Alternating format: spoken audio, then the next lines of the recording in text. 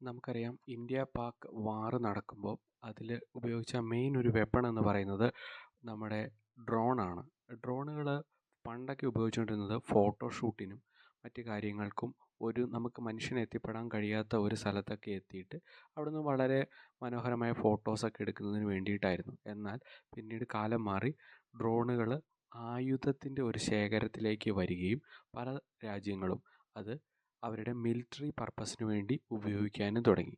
ഇപ്പം നമ്മൾ കണ്ടു, നമ്മൾ ഒരു ഹെലികോപ്റ്ററോ മറ്റോ അല്ലെങ്കിൽ ഒരു യുദ്ധവിമാനമോ ഉപയോഗിച്ചുകൊണ്ടാണ് നമ്മൾ പാകിസ്ഥാനെയൊക്കെ ആക്രമിക്കുന്നതെങ്കിൽ അവർ തിരിച്ചടിക്കും. അപ്പോൾ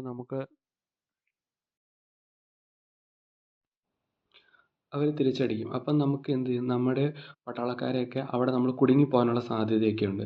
പക്ഷേ നമ്മൾ ഡ്രോണുകളാണ് ഉപയോഗിക്കുന്നതെങ്കിൽ ആൾനാശം വളരെ കുറവായിരിക്കും. പക്ഷേ ശത്രുക്കളുടെ പാളയത്തിൽ നമുക്ക് വളരെയധികം ഡാമേജ് ഏൽപ്പിക്കാൻ വേണ്ടിയിട്ട് പറ്റും.